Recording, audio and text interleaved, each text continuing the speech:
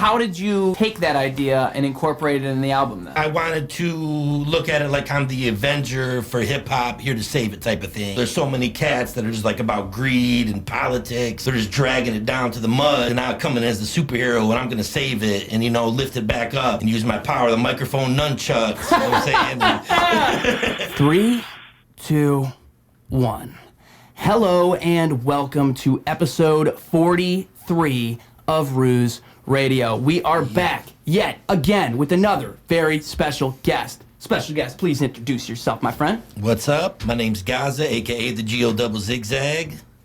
Now, Gozza, aka the G-O double zigzag, you've been in this rap game for a minute, my friend. I think people don't even realize, if they're not familiar with you, just how integral you are in the Flint hip-hop history. So could you tell everybody a little bit about your origins as a hip-hop artist? Definitely. I started out originally in a crew called the DLP, the Download Prophets. We were basically just kind of doing talent shows back in the day, nothing too serious, maybe made our own homemade demos in the basement. Shortly after that, we joined with another local Flint area group called the Triple Chaos Crew, and we became Chaotic Prophets, combining Download Prophets and Triple Chaos. After we became the Chaotic Prophets, we started recording at Lighter Touch Studios in Flint for years. We toured, everything was going great. Around 95, we started going to Boomin' Records in Flint. We changed our name to the Juggernaut and made our first official release in 1995 called Act Like You Know. From the Juggernaut, we disbanded in 95, and at that point, I joined back with my Download Prophets partner, Jackpot, and we became the Artful Dodgers in 1997, releasing the Dusted World EP that year, recorded at Boomin' Records. In 98, we recorded Lazy Eyes out of Bangtown Studios on Grayson DuPont, right here in Flint Town, with Farlon Randall, excellent producer. And from Artful Dodgers, we toured, did many releases for a long time. And in 2010, I became a solo artist by just going by Gozza. Now, how did that transition occur from going to being in a group to being solo? Because it sounds like you were in groups for essentially your whole career leading up to that. Yeah. Originally, I had the idea of wanting to do solo stuff when I was real young, but I don't know if I just didn't have the confidence, or I wanted some friends there to make the energy a little more exciting or something. So I would seek out other artists, other cats that were interested in hip hop and DJing and stuff, and that led to me joining a group and had a lot of fun with groups. It was great bouncing lyrics off each other, coming up with ideas. But ultimately, it was just a lot of people to organize and keep on the same page, which we talked about earlier. It's very difficult keeping a large group together. And when I finally did go solo, it was a lot different than being in a group. I was used to, in the Juggernaut, we had like 5 MCs on stage. So you had like 4 guys backing you up all the time, like Wu-Tang Clan. And when I went solo, I didn't even have a hype guy anymore. It'd just be like me and a DJ back on the turntables with just me on the microphone. And it was a big difference, But I stepped up, and it was a goal in my life to make a solo album. And in 2010, I released that album, Here Comes Trouble, 12 songs. My first solo release, that was a big achievement for me. And after that, I kind of just caught my groove of doing shows and recording solo, and I've been dropping albums ever since. Now, when you were hopping into that album, was there like a learning curve when it comes to writing? Definitely. It was a lot different than doing a 16 bars and a hook on a song. This you're time you're carrying the whole song, yeah. I'm doing the intro, I'm doing every verse, every chorus, I'm writing everything, making the beats. Yeah, it was a lot different. Because even in the Juggernaut and the Artful Dodgers, we often worked with other DJs and producers to give us the beats and stuff. And when I went solo, I made the decision to be like self-sufficient. I'm gonna make my own beats and write my own rhymes. And it was a big workload, but I love it, man. Music's my life, it's my passion, and I wouldn't do anything else. Were you already making beats before that, or was this the beginning of you making beats? That was pretty much the beginning of my serious making beats, because prior to that, like in the Boomin' Records days, I might be a guy sitting in the lab with Mr. Slade or DJ Physics, the producer we were working with, and have an idea for a loop, or, I like this little guitar sample from this song. that was about the extent of my production at that time. It wasn't until it wasn't hands-on. It wasn't hands-on, yeah, exactly. When I got older and the group broke up and I started going solo, that's when I did get hands-on. And actually what helped lead to that too is my man Farline Randall at Bangtown Studios. I would often, after an Artful Dodger session, I would stay in his studio and just watch him make beats. And you know what I'm saying? He was kind of like a mentor to me, and I got a lot of experience watching him doing sessions with other cats, and it's like a free master class. Yeah, exactly. Yep, he didn't mind. He let me stick around, after our session was done, and it was great. I'm thankful for that, man. He definitely inspired me big time as a producer. Him, and then also another cat would be DJ Physics and DJ Psycho. Those were some cats I would see that would be digging in the crates, finding these obscure, awesome breaks and jazz breaks, and making these dope beats. So I was inspired by them as well. That's kind of like my trinity of production inspiration cats. Now, are these all people who have been producing since about the 90s and in that time? Yep. All of them have. Farline was in a group called Faux Deep. I don't know if you're familiar with them. It's a real old school cat. They go as far back as like MC Breed and Dayton Family and everything. So he was doing production back with Faux Deep way back then. And then the other cat's Physics. He was a cat that was doing beats out of his basement since the early 90s out of 4-track. And the same with DJ Psycho. He was the producer of a Flint artist called Overdose. And they released an album called Shock Therapy. And that album was a big inspiration to me, real dope. If you're not familiar with Overdose Shock Therapy, search that, man. That's an incredible Flint album. Okay. Yep, and those cats all been producing since the 90s, and they're all like a big inspiration to me, watching them and learning from them, kind of their tricks of the trade, Yeah, and we were talking offline also about how back in the day, it was far more common to have people pulling beats off of vinyl and making that into a beat on digital, whereas nowadays you get a lot of sample libraries, you get even websites that offer sample libraries. Yep. It's become an industry within itself. It's true. Whereas the old school way to do it would be buying vinyl, taking that vinyl, grabbing a little clip off of it, and then splicing that together into its own thing. That's really, and also, as we were touching on, that is the origins of hip-hop. That's where it all started, was taking vinyl and creating something new. Exactly, because they didn't have their own equipment. No one had drum machines or keyboards. They had record players. So they're going to take this little break section from this record, matching up with this one, and bam, they got their own beats to rap over, broke down drums and samples, and it is totally different now. Yeah, it's like it was the element of almost a gamble back in the day when you buy a stack of records. You don't know you're going to get good sounds off there. They might not be good sounds, Whereas in, this new era of sample packs, everything's perfectly cut and designed to just slide right in there and clip and paste. And they let you cheat. They tell you what the key is and everything. Yeah, they'll give you the beats per minute. They'll give you the key, everything. Back in the record days when we were just digging in the crates, you were just guessing on stuff like that, and you just go by ear, not knowing the key, just trying to find sounds you thought would complement each other, and but I love it. Like we were talking about earlier too, my new album released in 2022, and I still did all the beats from digging in the crates with records, all analog sounds, and my thing is, I like to find obscure, weird sounds on vinyl, stuff that other cats don't mess with. A lot of cats like to sample classic rock or Motown, stuff like that. Not me. I go for weird stuff that nobody likes, nobody listens to, and so it's like I dare anybody to try to call me out on any of my samples, because I don't use anything known. I don't believe in the Puff Daddy way of sampling, like sampling a hit song to make a hit song. I don't believe in that. It's like I want to sample some weird stuff of some artist that never made it anywhere and make it fresh. Yeah, like reduce, reuse, recycle type of thing. I want to turn it into something even better than it was. Yes. And also something that's obscure that you can't even place it when you hear it. Yes. It almost makes it something new. Yes. Like a lot of the time when people hear a sample that they recognize, it's playing on that connection in your brain, whereas you invent something out of an old sound, and now you've created a whole new experience for someone. And that's often how that'll come out. They'll hear it and they'll be like, whoa, this is unlike anything I've heard. Yeah. Now, when it comes to finding those samples then, how do you approach finding a sample, I suppose? Because, of course, you're looking for sounds that aren't what people would conventionally use.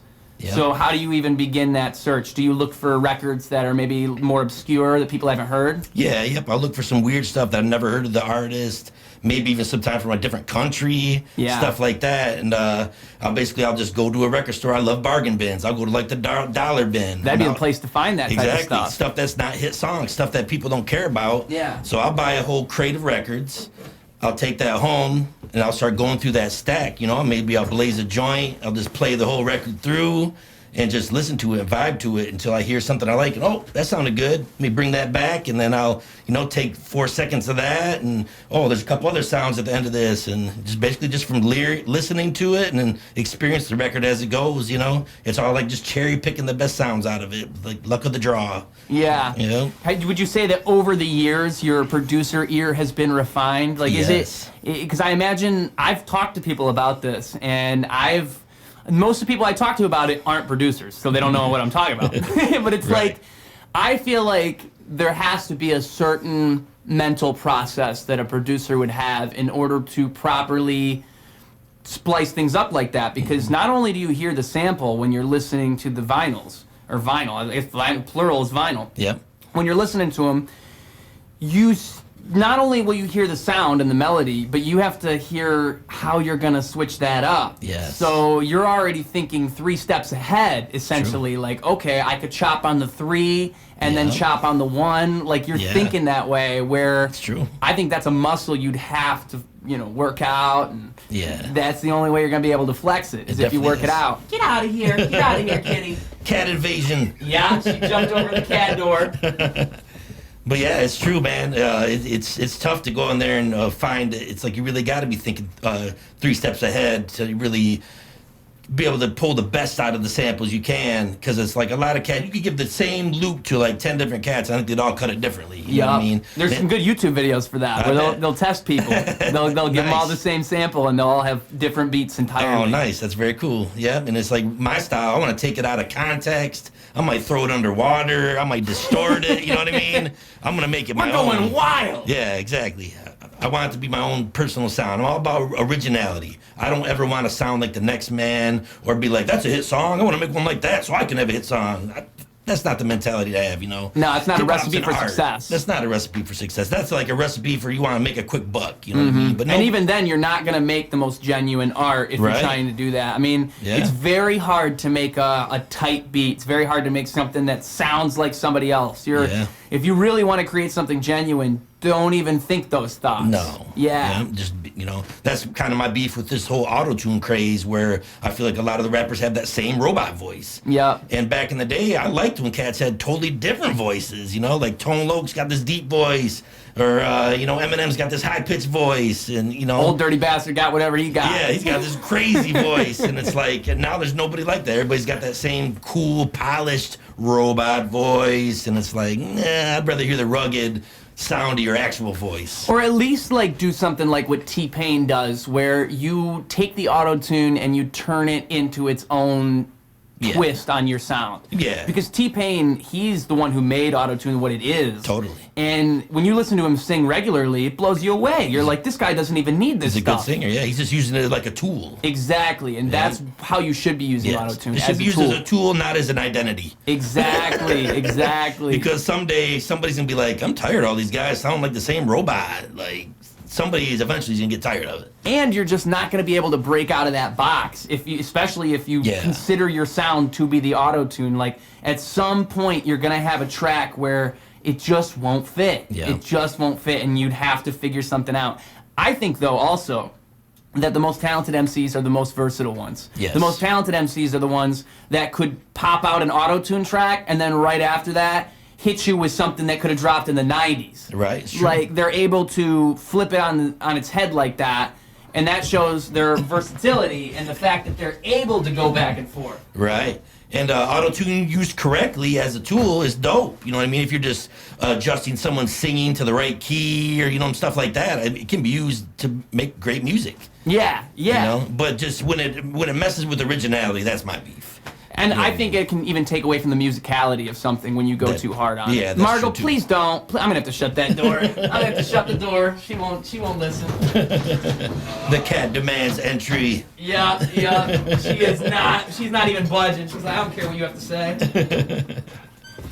All right. And you know what I did this time? I did it last time, too, because I'm a professional. Is I went and I actually made questions to ask you. Oh, cool. Nice. Sometimes people come into these podcasts and they think I'm going to interview them, and it's pretty funny because I never do. It's always like a conversation, and then they post it and they say, yo, I got interviewed. Nah, not really. But right now, we're going to actually interview you. We're going to ask you real questions. Nice. Because this is a real podcast. Hell yeah. So I'm going to ask you, I already asked you how long you've been in music. Now, this one we kind of know the answer to, but I don't think you said it on the mic yet. Okay. Did you rap, produce, or DJ first? I rapped first. Okay. Yep, for many years. Yep, I wrote my first rhyme in 87 and just wrote raps until about, I think 97 is when I first started dabbling with production. So 10 years after just writing, I started messing with production. And then almost, I would say probably another 8 years after that, around 2000, 2003, around that era is when I started DJing. Okay. And DJing just kind of came out of necessity, really. I went to U of M Flint for video production, and I was trying to get into television, actually. That was my plan. Interesting. And it was really hard to get into television. There's such a slow turnaround of people coming in and out that I decided to get into radio and get into audio production. And then by getting into radio, that kind of led into DJing. And then from that, I started getting DJ gigs, doing weddings, and I started DJing at the Checkpoint Lounge over in Flint. It's called JW's or something now. No, it's Daisy Dukes now. It used to be called Checkpoint Lounge. That was my first DJ gig, and from that, I would start doing shows from DJing. Like, that would help me get shows and kind of like it all. And as far as the radio show came, too, it was out of necessity. We didn't have any local radio stations that were showing love to the local artists, so I decided to make my own show and take it down to Kettering University with their station, give them my ideas, and that kind of birthed Gozza Strip Radio. And basically, yeah, it was rapping first, and then production, and then DJing after that. Okay. Now, Gozza Strip Radio. Yeah. When we got involved with that, where did you get the idea to start a station that plays only local music? Where did that idea spawn from? It basically started in 2004. I was DJing at the Checkpoint Lounge, and then I ended up going to another gig at this place called The Bank over on Saginaw Street. I got a DJ gig there, and the promoter of the Wednesday night, it was Wild Night Wednesdays or something, he was doing commercials at the Kettering station. So I had actually kind of got a plug right there to come to one of the meetings or whatever. And at that same time, we were doing Artful Dodger Strong, touring around the city. We had just won Album of the Year at the DetroitRap.com Awards in 2002. And we were still having trouble getting any radio play at all on any of the Flint stations. It's like 93.7 in them days, the best they would do is like just give you a shout out on the air. Like, Artful Dodger's in the house, that's the best you get. They would not even talk to us or play no music at all, And that frustration, the Gozza Strip kind of came out of that frustration. I was just like, I'm going to take this shit into my own hands. These radio stations around here don't want to support no local music. I'm going to play our shit, and I'm going to play nothing but local music, you know what I mean? And like show them how it's done, and I really got a great response from that, Like I broke records on my station where I played artists for the first time ever, and it's just like really affecting people's lives, you know what I mean? And that's what these stations around here should have been doing all along. So it's like I kind of had to show them, this is how it should be done. Yes, and that's still how it should be done. Yes. I mean, it blows my mind that there are people that run a Flint radio station and don't have like a Flint hour. Like just an hour. Just an hour out of a whole week? Yeah. You can't do that? Nah. Yeah. And I get the impression that it seems as if you are down with the people who run the radio, you have much more of a likelihood of getting on the radio. Now, I'm not making any claims against anyone with that. It's just it seems as if there's an in crowd, and that's unfortunate. Yes. If you ask me, that shouldn't exist. Yes. It should be the case that the people who are on the radio are in the radio not for the clout or the credit. They're in it to push local artists. Yes. Because there is so much quality local music. Tons of it. So much. And people don't know. Because the same five guys are doing everything. Yeah, and when you're running the radio and you're not even playing the local art, that gives the impression that it's the same five guys doing everything. Big time. Yep. Yeah. So, and that makes it so hard to break out of that mold. And I think that it's undervalued. Like, if there was more of that happening, there'd be a lot more of people listening to local musicians. Yes. It's the accessibility that's the problem. Yeah. So many people don't know how to promote their own material. Yeah, they don't. They don't even know where to start. That's true. Like, I'll come across artists online or in out in life. I'll tell them, hey, your music sounded good. Send me your radio edit, and I'll show you love on my radio show. And I'll never hear nothing from them. Like, these cats don't even know how to put together a radio edit. And it's like... Well, most of them outsource the recording, and they ain't willing to message the guy and say, hey, throw me a radio edit. That's true, because that's more work, more money or whatever. Yeah, that's true. And it's like I kind of took it upon myself as to be my mission to seek out everybody's radio edits and to find the best music and showcase everybody good from every city in Michigan. And it's like it never was about clout to me or do me a favor or I want money under the table or something. You know what I mean? It's like I did it for the culture of hip hop because there's so much dope Michigan hip hop that everyone needs to know about. And it just gets overlooked for the same crappy stuff in the pop mainstream or whatever, you know? So it's like, if, you know, we got to take it matters in our own hands type of thing. It really is that type of thing. Yeah. And it's, I have viewed myself in a similar way in the sense that, you know, when I started doing interviews, podcasts, there should be people doing what I'm doing. Like it's kind of incredible to me that I think I'm the only one where you can look at my catalog and see a bunch of Flint artists lined up right there. Dope, man. Which I'm proud of that because to me, it makes it more than me. It makes it not just me now. Now it's about the community that's surrounding, I say Flint, but really I think it's representative of creativity everywhere. I think that when you allow yourself to be a hub for that creativity, you become a beacon of hope for other people because people see all that creative shit right there and it just blows their mind. They can't believe it's so concentrated because they're not exposed to it that often. It's true. And that's what I've found more than anything by doing interviews and podcasts. It's like, I said this in a couple different ones I've done now, but it's so true. There's so many creative people that, you know, you might think that there's one guy that's super talented and then there's 10 other people that are mediocre. But really what it's more like is that there's 10 people that are super talented and there's one guy that's mediocre, but all those talented people have no idea how to promote themselves. It's true. And so when you start looking and when you start actually diving into it, you realize the sheer talent that is just everywhere. Yes. And it makes you, at least me, it makes me want to highlight that in a way that people can understand. And a radio show is a perfect way to do it. Because you're allowed to give each of those people just a couple minutes to speak their whatever it is that they want to share with people. Yeah, tell their story. Yeah. And it's like I want to put on cats that are talented, not the cats that are the most popular.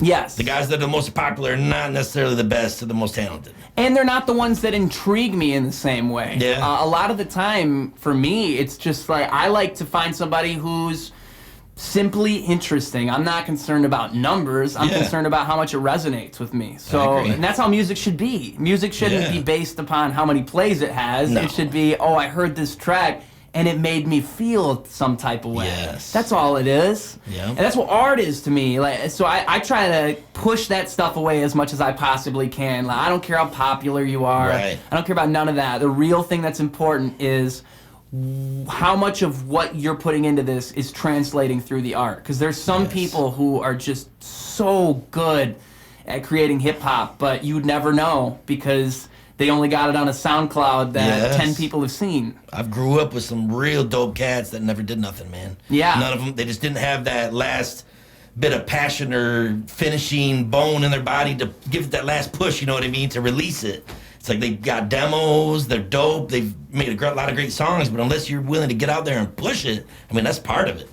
You know, getting it out there and releasing it, have the courage to, you know, expose your music for everyone to criticize or to whatever, you know what I mean? Throwing it out there. And a lot of cats, they don't have that. I don't think they have the courage to, and, you know, that's sad. It is sad. Because I feel like art is dope and it deserves to be heard. Everyone's individual story deserves to be heard, you know? And that's what I like about originality in individuals is I want to hear what everyone's personal story and what makes them different and their own little styles. And, you know, that's what makes life creative and interesting. Yeah, and that's what makes us different from one another. Yes. Is that none of us can make the same thing. Yeah. I mean, to me, that is... I've written songs for some time now, and sometimes I'll look at a song I wrote, I'll be like, that's okay, and then somebody else will come up to you and they'll be like, oh my God, it's the craziest shit I've ever heard, and you know, we get so caught up in what we write ourselves and whatnot, we forget we're the only people that could even make what we've made, you know, and that individuality and that uniqueness that comes through that genuine creation is something that is super valuable. It is. I think that art, especially art that's done well, represents that in such a way that even the people who can look at the art kind of create something within themselves when they look at it because they derive their own meaning from it. Yeah. You know, the best hip-hop songs are ones that allow you to kind of get your own meaning out of the story that's being told, in my opinion. Yeah.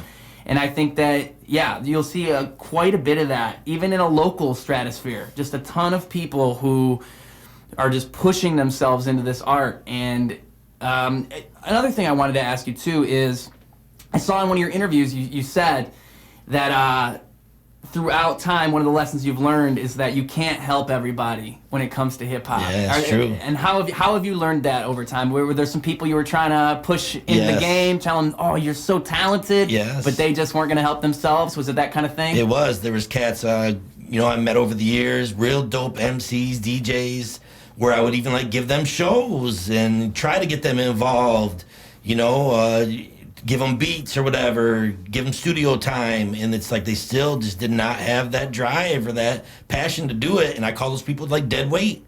You can't save them, even if they're dope and they got the talent. If they don't have that, drive, then it's like it really don't matter. You know what I mean? Dead weight's a great way. Yeah, and it's like I have experienced people like that where I would give them a lot of shows, and it's like I got zero return for all my effort of trying to make somebody else's dream come true. And it doesn't matter, I think I might have said this in the interview, it doesn't matter how much you want it, the other person has to want it too. Yep. You can't want it for them. You can't drag them to success. It just don't work that way. Yeah. They have to want it just as much as you. And it hurts, man. It does. Especially when they're actually talented. Yeah, it break your heart. Mm-hmm. I mean, I'm talking they're probably some of the dopest cats in Flint I've ever heard.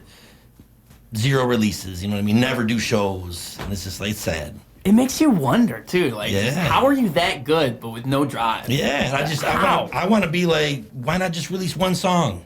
Yeah. Or one project. Just try. Just give it a shot. Just one. And it's like, nah. I have a friend who, he freestyles, but that's all he's ever done is freestyling, and he's really good at it. Like, he's super fluent. He can just go. And when I met him, it blew my mind because he got me better at freestyling, and I would rap with him, and we'd have a lot of fun. Nice. And I kept telling him, like, dude, you're too good to just be filming these that's all he'd ever do is he would film a phone video and then post that to, like, Facebook.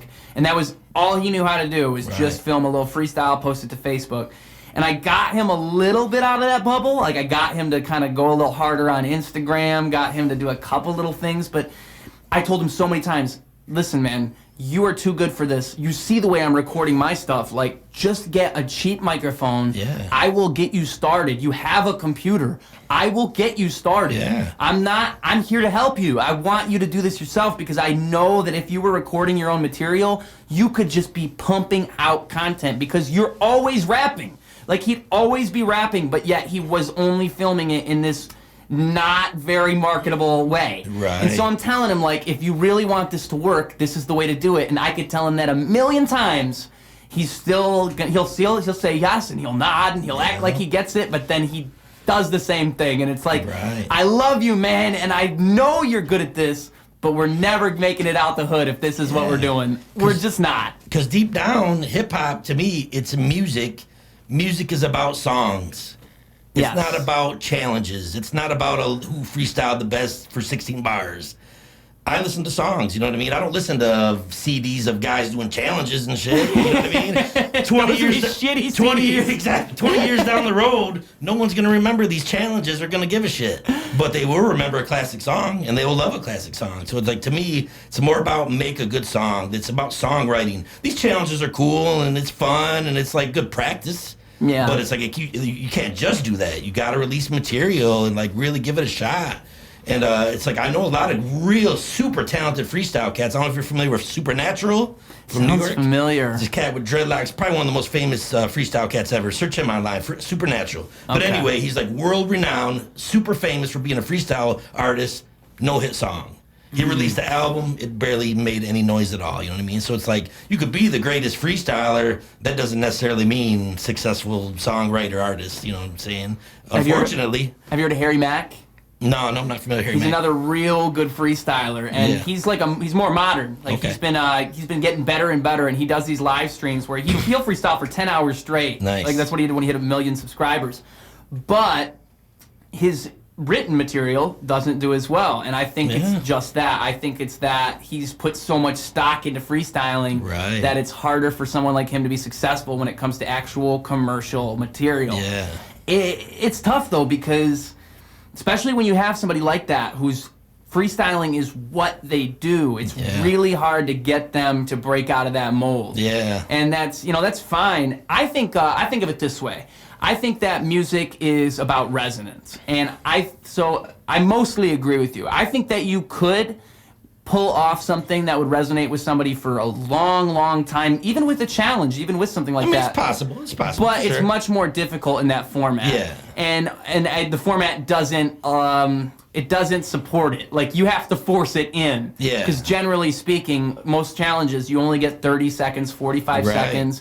You don't really have much time to catch somebody and hook them in the same way that you would with a song. Right. But I think that with the format being the way it is, it's a tough thing because you're getting a lot more of that, like for example, when X dropped that album that was about 20 minutes long. Yep. That was a big thing when that happened because most of the tracks felt incomplete to somebody like you or me. Right. Like, we're talking 2-minute songs. Like punk rock songs, really short and sweet. and not even a hook in half of them. Most of them have like maybe one verse plus a bridge, maybe. Like, very structurally different from what a hip-hop head would be familiar with. That's true. And I think that is almost like a sign of the tides changing. It's very interesting which direction that's going in because I agree with you. I think that I prefer songs. I prefer music that's extensive, that feels like an experience, not just something that feels like a snippet of something greater. Yeah, like a chorus, a melody, you know what I mean? Something that's going to tug at your heartstrings. You don't get that so much from a guy freestyling. And I mean, I love freestyling. I freestyle too, and it's great. And I like battling and all that, but it's like, I don't know, to me, songs is where it's at. Yeah, and there's just some things you can do with the song, man. Yeah. Like when you write it out and you conceptualize it, we go through the first verse, then we hit that hook, and then we slide right in that second verse, and then we ride. You can give people goosebumps. You know what I mean? It's like it's just, it's really cool that way. Yeah. You can get real creative with making songs in the studio, and it's a shame that every cat out there that has that freestyle talent and that skill can't, It's very hard to translate that, though, because a lot of those guys, if that's what they do, you get them on a mic and you get a fire freestyle, and they're like, okay, can you do that again? And they can't do it again because that was just that. Yeah, that was the freestyle. True. That's a good point. And I honestly see that as a weakness. I wish it's unfortunate because some people very rarely can pull that off. Like Lil Wayne, for example. I don't know if this is true, but this is what I've heard. He has not written a rap in like 20 years. Wow, just freestyles it, huh? Yeah, and then he raps the freestyles live. Now, he's mastered that art. He has that right. But I mean, there's lots of artists who freestyle and then they just lose it after they've freestyled it. You won't get the same performance. How are they going to do ad-libs? I kind of believe that with Lil Wayne because, because most freestylers have crutch words that they'll bring up a lot. And he's got those. He says pussy poppin' probably on every fucking song he does. So I think pussy poppin' might be his freestyle crutch word. That's funny. I never thought about it that way. He says that a lot. He says it a lot.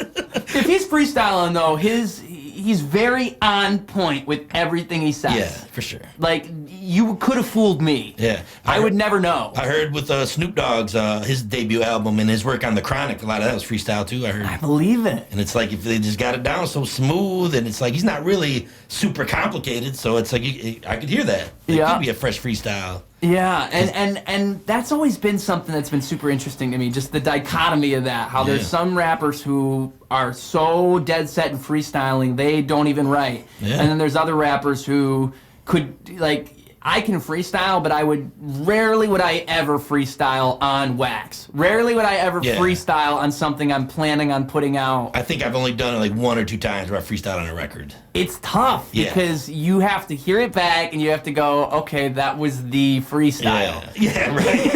And I'm such a perfectionist, I'll rewrite and, edit verses when I'm writing a million times. So it's like, it'd be hard just to be like, here's the freestyle. I'm the same way. Yeah. I mean, when I write a song, I am so deliberate about everything I say. Me too. Yeah, and so when we step back and we do freestyles, I have to turn that part of my brain off in order for it to even work. Like, it would rarely be probably good enough for me, I feel. Same here. It'd be too simple or something, Well, I would do it, and then I would hear it back, and I'd be like, dude, I could write something 10 times better than that freestyle. Like, what am I doing trying to freestyle this right now? Right. I could just write something, and it would be so much better. Yeah. It's just, one thing I've heard, the one necessity of freestyle, and I think it's something that you could observe in like a Lil Wayne or perhaps a Snoop Dogg if he's still doing that regularly, because I could imagine that. Yeah. You get a looseness in the flow. Yes. And that just that is very unique to freestyling. It's very hard to emulate that in a written because it's a result of your brain flowing as you're going. You're kind of coming up with words and you get this natural kind of loosey-goosey sticky thing where when at least for me, when I'm writing a written, it's so like turning out they pockets as I burn it in my rocket, and my urges tell me stop it, be a hermit for the profit, star bursting candy, like every single word is gonna rhyme. Yeah. And so for me to take that part back and just do a freestyle is, again, turning part of my brain off. It's like learning to be okay with that. And I can do that if we're homies and we're chilling, but if you put me in a studio, you better give me 20 minutes. You better give me some time, all right? Because I don't want to fuck up your song with my... Like, I'm a shameless freestyler. I don't know how often you freestyle, but if I'm freestyling, I can be good, but I'm shameless. I'll say some stupid shit, and I'm just cool with that. Yeah, most freestyles have some silly stuff in there, I think, because it's right off the top of your brain, whatever it's around you, you know? You got to be okay with it. Yeah, it's true. Exactly. And that is just something that is... I just know I want to be the craziest MC in the world. I don't want people to hear me talking about my toe hairs in a freestyle.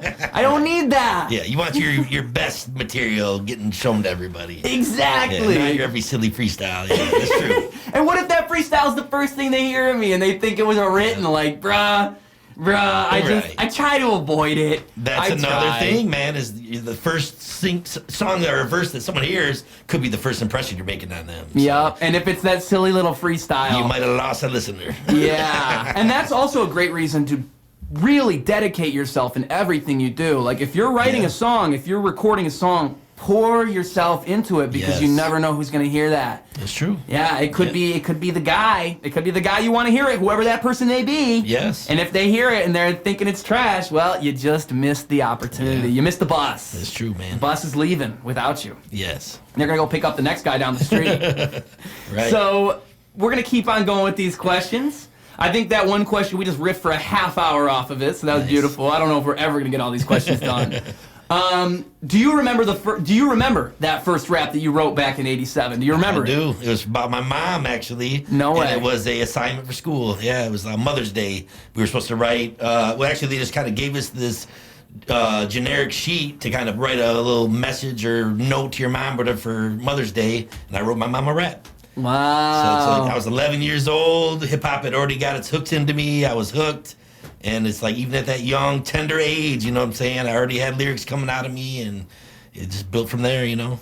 Now, that, I always liked doing those types of things, especially when I was in high school. I did that a lot, where I would use it as a challenge. Like, I'd have a reason to write something, and I would use that as a template for my rap. And it was real fun. I did it, the most notable example I have of it is I was in Teen Quest, and that's like a job training program. Yep. And we went through the whole thing, and you're supposed to give a speech at the very end. And so my rapper brain's just going. I'm like, dude, I could rap this. And I only had like a day or two to write it because we had to present the speech in front of the classroom within like the next like 48 hours. So I write the whole thing. I remember I was finishing it right before I went up there. And what was so fun about it is you had like 10 things you had to mention in your speech. So I got a bulletin list, like bullet points of each thing I gotta mention in my rap, and that is a challenge within itself. It exists on YouTube, a Teen Quest testimony, and I'll tell you, when I went in front of that crowd of like 1,000 people at that ceremony, which is still my biggest audience, I went up there and I was luckily the last person to go, and White Boy just starts spitting bars out of nowhere. That whole room erupted. And so there's a certain power in that, in taking hip-hop and putting it in places that you wouldn't expect it to be. I'm sure your mom was real surprised when you came home with those raps. It's probably like, what? What even is this? Who are you? Yeah. What'd you do with my son? Yeah. It was all due to my older brother, man. He's 5 years older than me, and he was just, he was going to, high school, and he was down with the hip kids. And I remember he brought this cat over our house, Eddie Maldonado, and he was the first B-boy I ever seen breakdance, which further made me love hip-hop after seeing somebody breakdance. And so my brother, he was really the one that got me into it at the young age like that. That I'd be writing a rap in 87 is because my brother played me all the classics, like Curtis Blow and Treacherous 3 and, the Fat Boys, Run DMC, Beastie Boys, LL Cool J, Kool Moe Dee, all those classic artists. I got exposure to them, and that's basically, what got me into it at that young age. Did it influence your style even then? Like, can you look back at those earlier raps and see those influences bleeding into that? Yeah, I think so, man, because even as far back as my, young age, I was even trying to be as creative as I could with, like, metaphors and similes. Even way back then, they were a lot more simple than something I'd write now, but I could see the potential in those early raps for sure. Yeah, and that's an interesting thing, too, to look back at your own art, because the way that I look at that, too, you could probably look at something even 5-10 years ago, and it's crazy how we evolve as people, and we don't even realize we're doing it. I think artists get a special glimpse at that because they can look back at a song they made a couple years ago. Yeah. And you're so in the moment when you make a song. You're so invested in whatever you're writing. So to go back and look at something that you wrote, it almost puts you back in that place. But for another thing, it gives you perspective on just how different you are from back then. Yeah. It's real fun for me to look back at my earliest songs because in my memory, they're the most fire tracks I've ever heard. And then I hear them again, I'm like, wow, I was not on point back then. I thought I was on my game. I was not. I imagine your 11-year-old raps are a lot less fire than you would have thought they would be going back and reading it. You're like, okay, all right, I rhymed pretty simple. bat with cat right there. That was good. Right. You're right. That's true. But I mean, there's a certain evolution you get with artists that you get with everybody, but we're at least able to pinpoint things. We can go back and we can look at it. I find it interesting in artists, too, that you can go back to, if I did a song 10 years ago, I can go back and listen to my voice, what it sounded like 10 years ago, and I can kind of get a feeling for the way I was at that time. And I think that's interesting about artists, that you can do that. It gives you perspective, for real, because it makes you think about yourself now and just how far you've come from that moment. Yeah. Just naturally that occurs because it's such a strange thing. It's almost like looking in a sideways mirror. You know? Like, that's true. It's not you, but it is you. Yeah. What am I looking at here? How did you incorporate your love of comic books, superheroes, and martial arts into your second release? Nice. Scorpion Dragon 76. Actually, that's my third release. Was it? Yep, my second solo was Zigzag in 2013. Scorpion Dragon came out in 2017. Okay. My third release, and I grew up a huge fan of martial arts from watching Bruce Lee, Chuck Norris, Jackie Chan, all those classic films, Five Deadly Venom, Shogun Assassin, and then in comic books too. I used to go to Amazing Bookstore over there on Kersley Street ever since I was a young kid. And I just loved it, man. I love superheroes. I love the power they had. And to me, the rappers of the early era, like LL Cool J, Kool Moe Dee, these cats felt like superheroes to me. You know what I mean? That was kind of like the musical equivalent of Spider-Man, the Incredible Hulk, and Thor, and all these cats. And music was kind of my way of bringing it all together. I love the comics. I love the movies. I loved the music, and it's like it all kind of meshed together where I'd hear cats, mention Marvel comics or superheroes in their lyrics, and I just loved that when I was younger, and I knew that's something I wanted to do. And then having this, passion and love for comic books all these years, I always wanted to come up with my own comic book cover, and that kind of led to the Scorpion Dragon 76 cover. I basically got Scorpion Dragon 76 because I was born in 1976. It was the year of the dragon, and I'm a Scorpio, so Scorpion Dragon 76, and that's kind of my alternate, or my, alter ego. Get me mad, and I'll transform into the Scorpion Dragon 76 and burn your ass up. You're gonna go Hulk on them. Yeah, exactly. And, just basically, I felt the same way about martial arts, too, that those cats were kind of like superheroes and like larger-than-life figures with this power, and, cats like Bruce Lee and Chuck Norris and those cats, they really inspired me a lot, as much as the rappers and as much as, like, the comic book art and everything, and just all that creativity, man. I've always, been drawn to it. Yeah. Yeah. But how did you take that idea and incorporate it in the album then? Basically, I wanted to look at it like I'm the Avenger for hip hop, here to save it type of thing, where there's so many cats that are just like about greed and politics, and they're just dragging it down to the mud, whereas they're now coming as the superhero, and I'm going to save it and, lift it back up and use my power, the microphone nunchucks, you know what I'm saying? Microphone nunchucks. Yeah, and the Scorpion Dragon, takes no prisoners. It's here to stand up for hip hop, and basically kind of wanted to, have like my own alter ego, kind of my own Spider-Man, Peter Parker thing. You got to get a graphic designer on this. Yeah. That's got to be a real book right there. That'd be dope, man. Because you got this pretty fleshed out. Yeah, I collaborated with Flint Comics' own Randy Zimmerman. I don't even remember Flint Comics. That's Randy Zimmerman. Yep. I don't know if I've ever interacted with him, but I know I've seen his name around Facebook quite a bit. Yeah, real famous comic artist from the area. He did this famous comic called The Anniverse. It was pretty big in the 80s and 90s.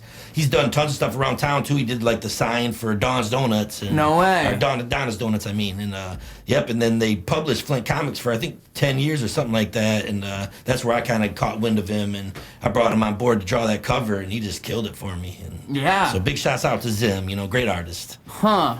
Wow. And how'd you meet him then? Basically, I met him at Weeby Comics, which is an old comic store in Flint. I forget what road it was on. This is like way back in the day. It's not even around anymore. But he worked in Weeby Comics, and they published Anniverse out of their store. So that right there was a big inspiration to me, seeing a local cat making his own comic with his own store. Wow. And then, that was when I was a little kid. I remember I even had him sign my copy of Anniverse and stuff. And then fast forward, all these years later, when I decided I wanted to make a comic book cover, I'm like, that's the guy I'm going to. This Flint cat, this local cat that's been doing it, and he killed it for me. Wow. And his roots are right there. Yeah, I mean, he's been here since the jump. That's interesting, too, that he was pushing his own comic book at the comic book store. Yeah, late 80s, Weeby Comics. I'll never forget that. And you liked comics before they were cool, it sounds like. It's true, yeah. It's cool now. Ever since I was a young kid, man, I've always been into comic books, and it is really cool now. It's like I've been going to Comic-Con since the early 2000s when it was like $20 to get in, and it's just a bunch of tables. Now you go, it's like $50 to get in. They got superstar movie stars there with bank teller lines in front of them. And oh, really? So it's changed that much over... It's changed a lot. Like, comic book culture, it's lined up pretty much with like the progress and success of these Marvel movies, you know what I mean? That's the what bigger I thought. they get, the bigger Comic-Con gets, and it's pretty nuts, man. And it's like, deep down, my younger self loves it, though, that I'm driving down the street and I'll see, like, Iron Man sign or something, you know what I mean? Or kids wearing Iron Man clothes. And that was your childhood dream! Yeah, exactly. Wow, as a young kid, I never would imagine everyone knew who Iron Man was or something, you know what I mean? Yeah. It's pretty dope, That's kind of what I was thinking, too. Like, if you drop that album in 2017, it's much more of a timely time to do it than if you did it back in the early thousands. That's true. Now people get what you're going for with the superhero thing. Yeah. I think it's real cool that people have opened up to all that. I think comic books are their own format of creativity. There's just a lot you can do there. It's a beautiful art form, man, that a lot of people for a long time, they wanted to like dismiss it as it was something juvenile for kids or dirty or something. Like cartoons. Yeah, and it's like, it totally isn't. There's like beautiful artwork, there's amazing storylines and dialogue, and you can just see from these movies that are getting made from these storylines, it's some pretty amazing shit. Yeah, and it's stuff that everybody can understand. Like, we can develop our own meanings for it. I mean, it's like what I was saying about art. I think that the Marvel stories, one thing they do super well, comic books too, it's almost like reading the Bible. Like, you're reading it, but you're not getting, it's not at face value what it means. It's almost like the morals behind the stories are actually what's being told. Right. There's always something that's like the deeper meaning in a lot of those superhero movies and a lot of those comic books. And a big thing that's always been a running thing with all of them is that to accept people in all shapes and forms and sizes, no matter who they are. I mean, that's kind of been Stan Lee's thing. That's true, man. He's way ahead of his time. Yeah, for real. Like, I heard he based the X-Men on Malcolm X and Martin Luther King Jr. No way. And, Professor X is based on Martin Luther King Jr., and then Magneto is based on Malcolm X. That is a fun fact right there. There's all this underlying civil rights movement, things in the X-Men that a lot of people aren't aware of. And, wow. Yeah, Stan Lee spoke against racism a long time ago, and I'm sure it made him probably unpopular with a lot of people. But it's like, if you're going to go against these bigots and these jerks and assholes in the world, it's like, you're going to make some people mad, stand up for what's right. And especially back then. Yeah, exactly. So God bless people for like Stan Lee, rest in peace. You know, the guy was a legend, and he definitely, his morals and his good thoughts and feelings are just getting passed on, I feel like, through these movies and through these comics, luckily. And that's a good thing. That's a good side effect from all this, is that Stan the Man was involved. Stan the Man. Yeah. For real. R.I.P. R.I.P. Definitely. He's the mind behind the madness. Yep. You said it already, and I think it's a great point to kind of dive into just a little bit. What is it about the MCs back in the 90s that made them have this kind of superhero essence to you? What do you think it is that they had then that they just don't have now? I think it was like the willingness to be over people's heads and to be pushing the envelope with vocabulary and concepts, where nobody was dumbing down to try to appeal to a 13-year-old girl to sing along with them in them days. You know what I mean? Mm-hmm. Like, they wanted to sound futuristic and complex, and that's what made them incredible to you. It's like you were listening to a superhero. You're listening to this godlike character that was like super smart and intelligent, where nowadays it's like people are dumbing their stuff down and they're trying to play it safe and not use too big of words and not be too weird or complex, where I feel like that's missing now. It's like back in the earlier days, it was more about you had to stand up and prove your skills or you'd get laughed out of the rhyme circle type of thing. You know what I mean? Like, if you didn't have the skills and back it up with sharp lyrics, a powerful voice, like mumbling back in the day, mumble rap, a dude like that would have got laughed out of the club. Like, nobody would have liked it. It's like, you got these cats with like powerful, you know, articulate voices and amazing vocabulary, and then here's some guy mumbling about selling pills and shit. Like, come on, dude. This dude ain't even in the same category. And it's like, that's really hurting from nowadays. I think cats got to stop being afraid to be different and stop playing safe and being simple for the kids. And it's like, go over their heads, do some crazy shit, time travel, you know what I mean? Yeah. Go to another area, go above and beyond, you know, their normal comprehension. And that's a good thing, I think. It's like, why play it safe? Why try to make something dumbed down? You know, it's like, that's not real art. It's like, art should be pushing it further, not dumbing it back down. And it's like those cats early on, man, I feel like they just really had the professionalism and the drive to be themselves and to show how strong and powerful they could be. And I think it's funny that back in the day there was cats like Notorious Big and Big Pun and cats like this, and now everything's like Little or Baby, or, you know what I mean? It's like they shrunk. Yeah, it's like now nobody wants to hear from the man, the big man. They want to hear from the little baby. And wow, you know what I mean? I never would have connected that. Maybe that's a coincidence, but it kind of like lines up to me with the way things are. Yeah. Yeah, and there's a lot of Lils now. You don't see any bigs. Yeah. The bigs are gone, man. Big Sean better watch out. He's the last one left. Yeah, Big Crit. Yeah. Big Crit and Big Sean, you are the last bigs around. You guys better be careful. Yeah. Your days are numbered. Your days are numbered. There's littles everywhere. Yeah. And if the little guy gets older, or a guy that's young or something gets older, will he stop being little or young? Yeah, that's true. Because like Bow Wow, doesn't he just go by Bow Wow now? Middle Wayne. Is it going to be Big Wayne someday, or Old Wayne? I don't know. I don't know how that would go. I don't know if they grow up at all. I think they always stay Lil forever. Yeah, you know, I think so too. I don't think you can ever change. Once you're Lil Xan, you're Lil Xan. That's just what it is. Pretty much. You know what though? That'd be a great marketing move if you went from Lil to Big. Yeah, I promise you. Like if Lil Xan changed his name to Big Xan, bruh. Yeah. that makes some headlines. And hey, you heard it here first, folks. Okay. Yeah. You heard it here first.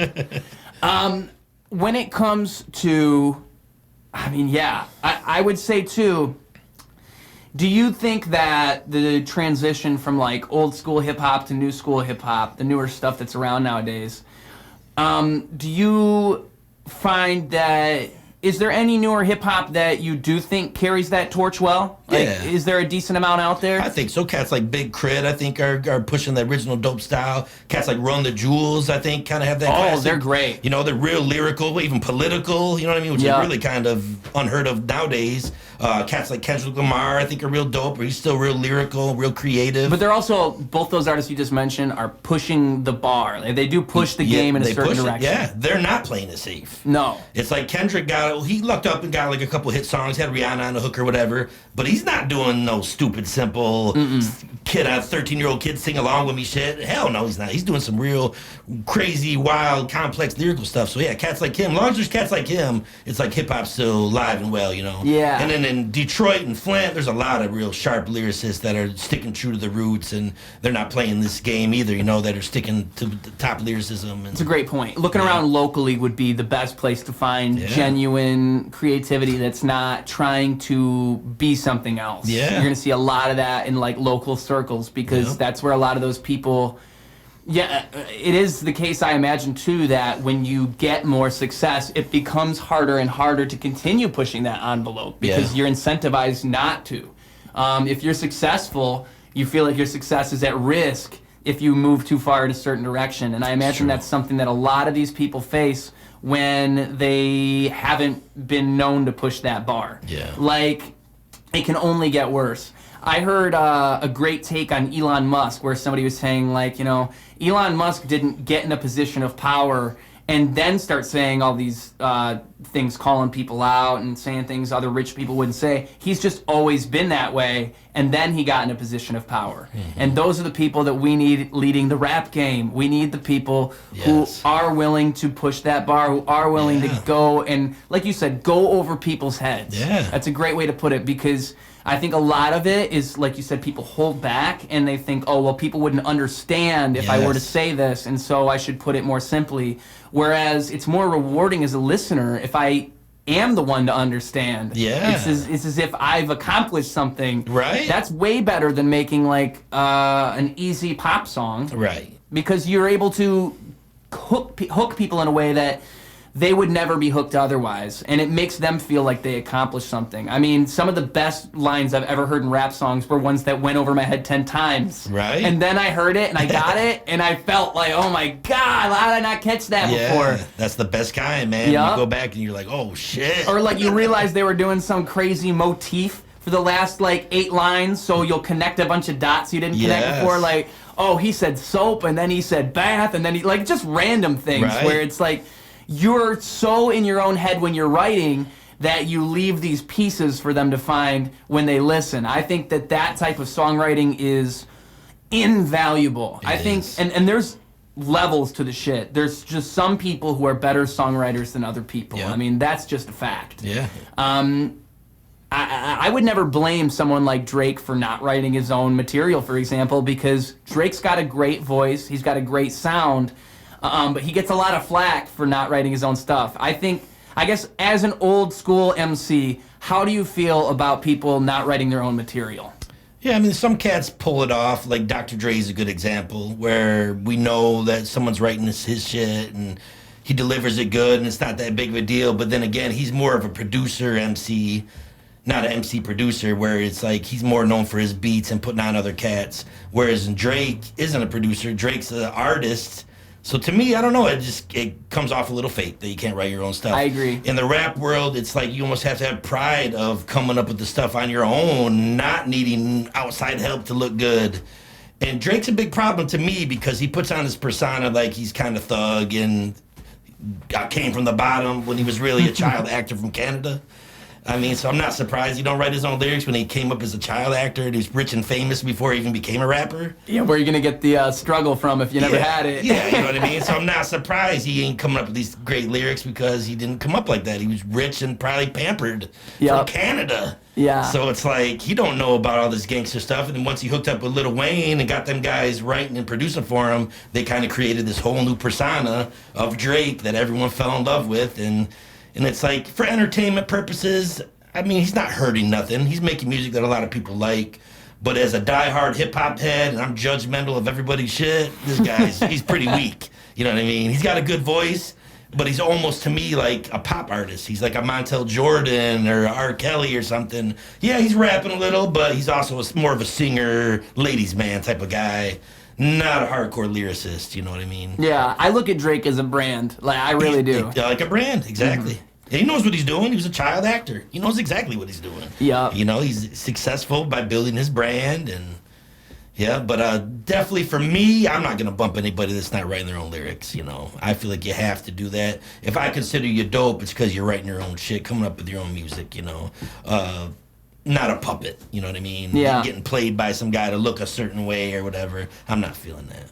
For me, I in the modern sense, I'm willing to put up with those people. I'm willing to listen to their music, but it's like what you said. I don't look at them as MCs. Yeah. I like what they made, and I think it has value for what it is. But when I think of MCs and rappers, I think of people who hear a beat and then they sit down and they're listening to where those hits are. They're listening to where everything's supposed to be, and then they're allowing their creativity to guide the song. Like it's an experience that you get to have as a musician or as a songwriter. You get to explore that. Whereas if someone else is writing your music, you lose that whole part of it. And also, this is kind of lost on the modern rap scene. Rap is supposed to be competitive. Yeah. It's supposed to be, yo, I'm going to write and rap the most fire bars. Yeah. I want you to write and rap the most fire bars too, and we'll see who's better. Yes. Like, we're both bringing our A game, and it's coming from us alone. Like, there's something within rap that's not within any other genre when it comes to, like, the individual creativity that you'll get. Even rock bands, they don't have that principle. They don't have an idea of, like, you have to write your own bars and become the best. Like, that doesn't exist in rock. That's true. Whereas in rap, it's like, if you're a rapper and you can't, like, if I had Eminem in front of me right now and he asked me to spit a 16, I gotta be ready to spit a 16. Yeah. And I've heard a lot of more modern rappers kind of go, like, they don't see it that way. They think it's a lot more about, you know, what you get out of the studio. Like, they wouldn't even rap in front of most people. Like, they don't look at it like that. And it's sad to me because for me, that if you can pull bars out your ass and it's just straight fire and you know how to do that, you have an edge up on the competition. Yeah. You're a true MC. Yeah, and it's like if you're a rapper, there's 50% you're writing your shit, 50% you're performing it. So if you're not doing 50% of your work, you're a half-ass rapper. Yeah, half-ass. All a rapper does is write their own shit and perform it. So if you're not writing anything and you're only performing, I mean, you're Milli Vanilli. I mean, you're a brand. You're a brand. Yeah, you might as well be Celine Dion or Mariah Carey. You're singing somebody else's song or something. You know what I mean? Vanilla Ice. Ever since he dropped one song, he's been a brand ever since. That man, poor guy, doing the same song over and over again, different versions. You might see him in like a Mark Wahlberg comedy movie every now and then nowadays, but that guy's not up to much, I'll tell you. And maybe if he wrote his own material, he could be. Yeah. He could be. Because the thing is also about it is that you're not relying on other people, and so you always have that in you. You always have that going for you. Like, I never have to worry about, oh, this guy's got to write my song so that way I can do it. Yeah. No. You just watch me. Like, watch me. Give me 20 minutes. I'll stay right here, and we'll have a radio strong right there. I'll put it down for you. Yeah. Because I'm capable of such a thing. Yeah. And that's a powerful thing. You know, even to be able to claim that with confidence, it takes a real rapper, because there's a lot of people who, they might say they got some fire tracks, but, like, they don't have, for one, the catalog to back it up. For another thing, it's like, I think that there's a whole, there's a superstardom to it. And like those guys in the 90s, they had that superstardom. They had that, like, they would come at you with this conceptual stuff, and they were able to do it consistently. You never had to worry about, like, I don't imagine they were even worried about what their image might be if they release a certain track or blah, blah, blah. And they weren't trying to get a club song or, you know what I mean? They were just doing their songs. Exactly. It's like, as soon as someone starts thinking that way of, this is my club song, this is my love song, it's like, just do your songs. Don't try to make something to appeal to a certain thing. It's just make your music. And it's like what we were saying earlier, too. What you create when you go to create something that way will not be as genuine as if you just approached it with a clean slate. Yep. You know, if you go in trying to make a club hit, you might make an okay track, but you're not going to make the track you would have made if you just, you went in, you had a melody, and then over that melody you hear something else, and then those things start to come together, and now we have the gears turning, whereas otherwise you're like, okay, well, what melody would sell right here? Like, what would people want to dance to? I just can't even begin to think in those terms. No, that's like some marketing office or something, you know what I mean? Like, it's funny because we're both the same way when it comes to, like, songwriting, so it's difficult for us to even, I'm sure, imagine what it's like to write a song that way, because I couldn't even do it. I mean, if you gave me a song and told me to sound like somebody, I would struggle a lot, because I don't want to sound like anybody else. No, I wouldn't even want to attempt it. It's like, that's just crazy. I'm not Lil Uzi Vert. Who do you think I am? What do you love most about hip-hop? What is it about hip-hop that draws you in? I love hip-hop that it gives me a way of expressing myself. Nothing makes me feel better than when I'm in the studio working on a song, and it's like I really would put all my heart and soul and feel exhausted when I'm done recording. And it's just like a great feeling of getting that pressure and that release. And it's always been that way. It's been like therapy for me, writing lyrics and recording songs, and then getting to go out on a stage and share it with people and have people enjoy it and cheer. It's just really like, it's the best therapy there is, you know what I mean?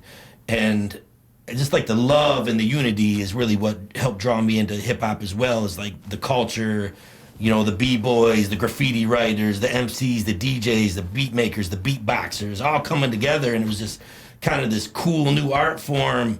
And it was like the first form of music that I really felt a part of, you know what I mean? I didn't come up around a lot of rock and roll people or country people or classical music people. I came up around my brother, and he introduced me to hip-hop, and it just felt right to me at a very young age. It just was exciting, and it was interesting.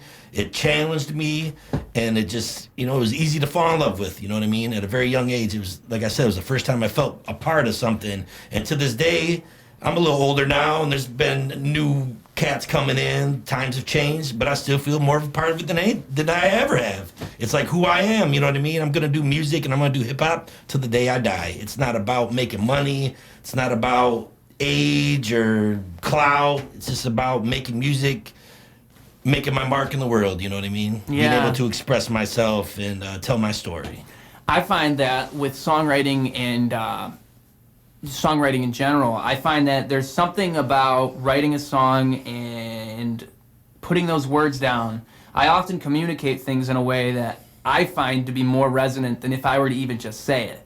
And I think part of that is just the way I write, but another part of it is it's allowing you're kind of, it's like writing stuff that you would want to listen to yourself. Yes. Like you and I are both people who, when we listen to hip hop, we're looking for something that's going to challenge us. Yep. And so when I write something, I'm able to get some kind of release out of that because I'm challenging myself. I'm pulling something out that didn't exist before, and then I can listen to that track over and over again and just pick out little bits and pieces and learn for myself. And I think that release right there is invaluable. I mean, there's just something that's totally, it's almost like, you feel like you're levitating when you write a song and it just comes out. Like, it almost feels like it was supposed to be that way. Like it was not there and then it was, but it always was there in some type of way. Like the things just fall into place in such a way. I was talking to somebody recently and they were saying that they didn't have a phone and they didn't have a computer, and so they've kind of been offline for a while. And he's saying, I just feel kind of crazy.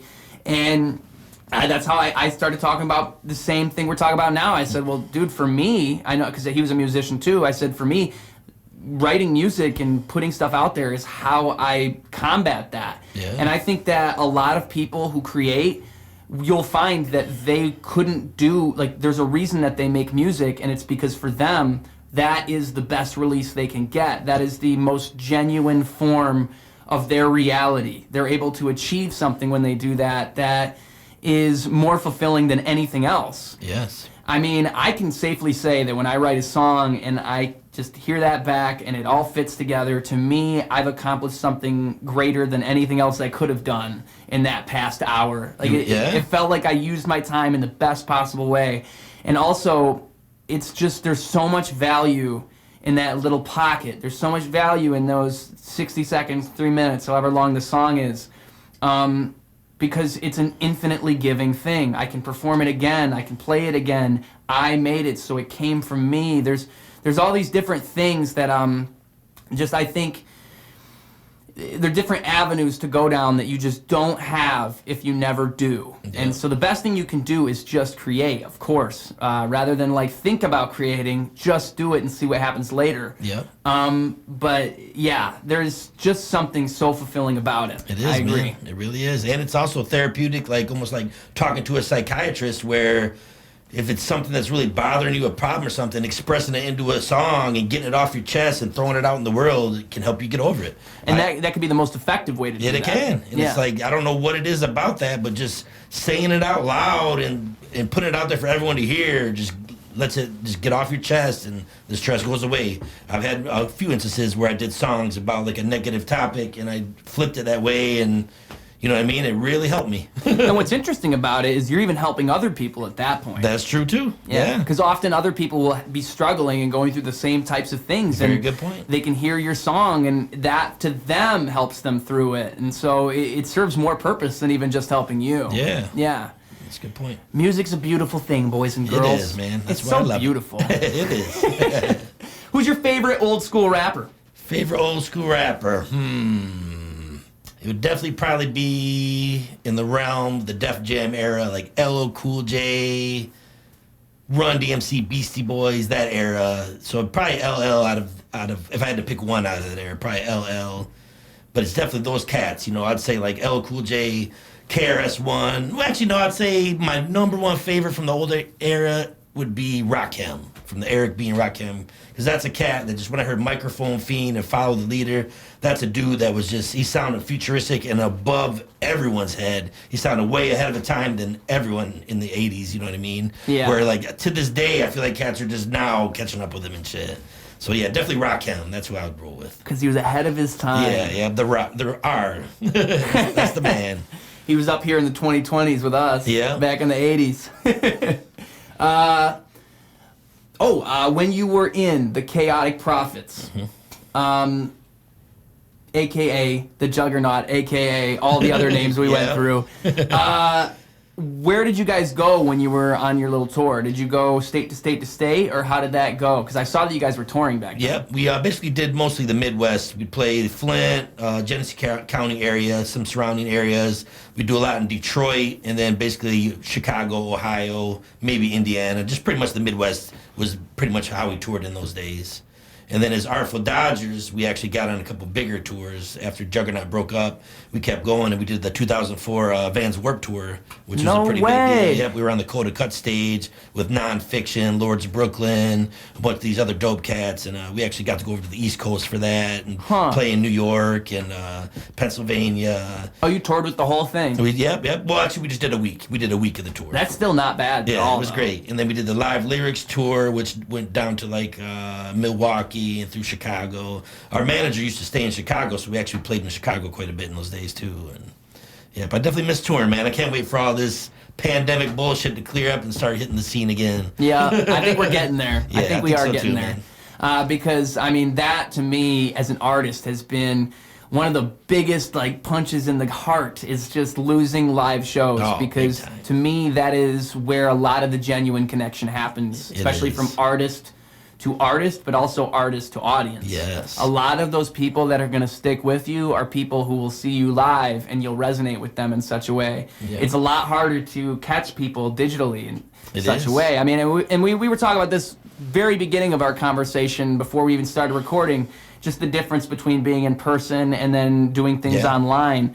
I think that too is a big example of that, is the people you see live, the music you hear live. I mean, it's undeniable that music is a different experience when you hear it live. I mean, that's just for sure. There's even plenty of music that I don't enjoy regularly, but I know for a fact if I saw it live, I'd be like, oh, I get it. Especially country music. Yeah. I've never been a big fan of country, but I know country concerts are fun. Yeah. I know they are. And I'm sure once you see the actual live band up there doing their thing, you probably get a more of an appreciation for it. Yeah, you just get what it's there for. You understand, and you see people feeling some type of way. There's something in the atmosphere that's happening. Yeah. Where if you're just listening to a track on your own, it's just you and the track. So I think that there's a big difference when it comes to live music and regular music. And for me, I've always loved being on a stage because I get a certain energy on a stage that I don't think I get anywhere else. I swear to God. It's addictive. Yeah, it is. It is. Because there's just something about owning that moment and having your little 15, 20, maybe 40-minute slot where you're just up there going and it's all you. Yeah. You feel a certain power in that you just don't get anywhere else. And yeah, man, that's true. I agree with you. I can't wait for live music to come back. It's gonna be nice. Yeah, I'm gonna be putting together a show real soon, I tell ya. And what I did in my last show that I did, and I'm gonna do it again at this one, is we're gonna do a giveaway because I learned giveaways are a good touch. You save that for the very end. You just tell people, hey, we'll do a random drawing. Someone who came to this show tonight is going to win $100. Nice, good idea. Everybody stays till the end. Yeah. That's the real thing. Because at live shows, people see who they want to see, and they go home. That's a big problem. Yeah. The crowd that'll come with a group will often leave as soon as that group's done. And not stay and watch everybody. Yeah. But you trick them. You go, all right, guys, well, who wants money? You're on. Yeah, you're on to something there, man. That's good. I like that. I'm going to try that too. That's a pro tip, man. I'm telling you, MC to MC, steal my idea. Yeah, please do. That's good. I like that. Because we need to get people to stay at these damn shows. All the way to the end, damn it. Everybody deserves a crowd. Yeah.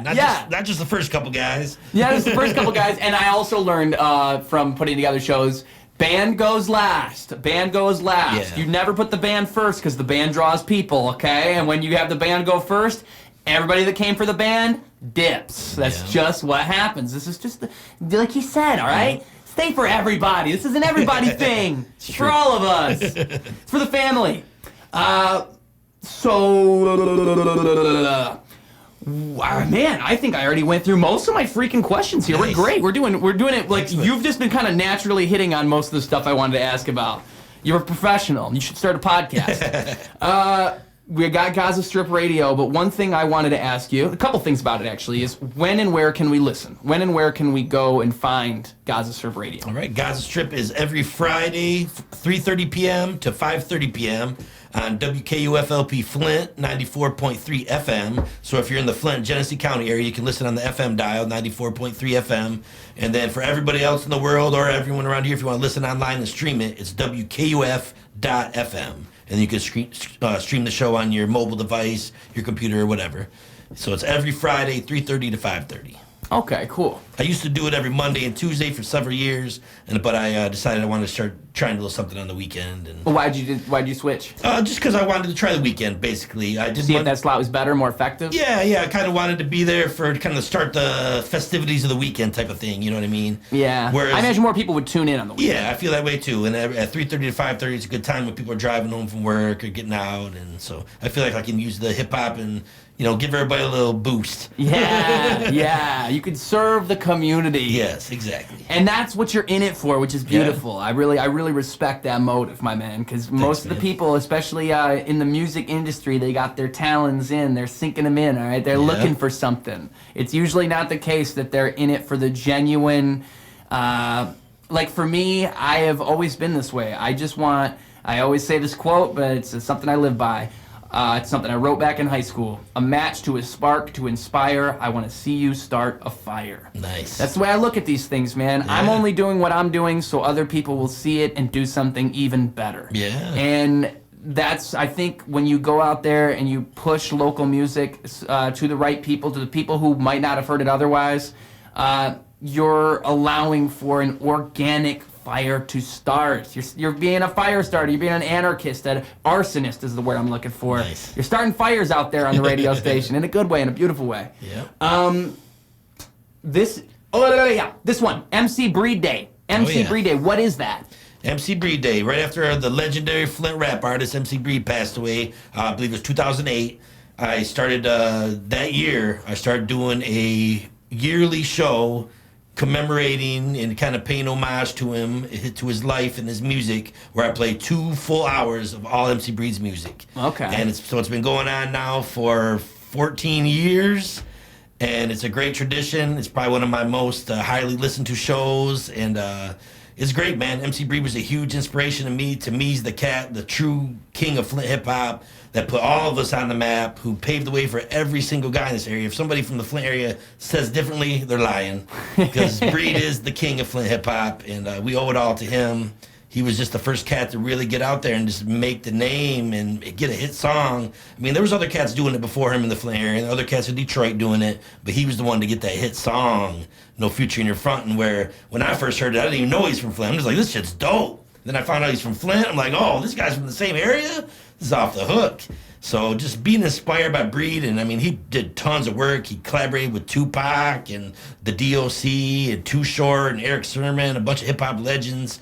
He really made his mark, and so I wanted to show my respect, and I wanted to pay homage to him every year and make sure his music and his legacy stays in rotation. Because I'll tell you what, all these same local radio stations that frustrated me not playing my shit don't play MC Breed either. And to this day, they still don't play MC Breed, if you can believe it, which is complete bullshit. Yeah. But on my radio show, probably every week you hear MC Breed, and then every December, around December 13th, to commemorate the passing of MC Breed, you'll hear MC Breed Day, 2 full hours of nothing but Breed's music.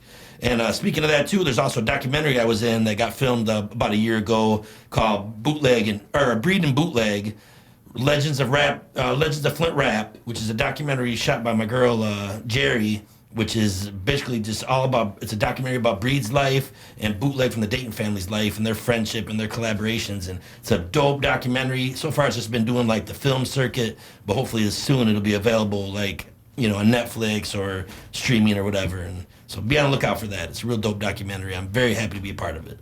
Okay. Breed and Bootleg. Breed and Bootleg. It's a great name, too. It's got a ring to it. Yeah, I thought so, too. Did she just, like, approach you to interview you for the... Yeah, actually, through my friend Farline Randall, she had interviewed him, and he introduced me to her, and she was introduced to talking to me because of MC Breed Day, actually. That was kind of how I got involved with the documentary. But originally, the concept was for it to be just about Flint hip-hop in general. Okay. So I went down there and did my interview, and I know pretty much all my Flint hip-hop history, so I talked about everybody. I talked about my history, Dayton family's history, MC Breed, Faux Deep, I mean, Top Authority, Project Born, everybody from this area. And then at the last minute, they decided to change the concept to just have it be focused on Breed and Bootleg, a Dayton family. And so luckily, I talked so much about those guys, I ended up being in the documentary a lot still.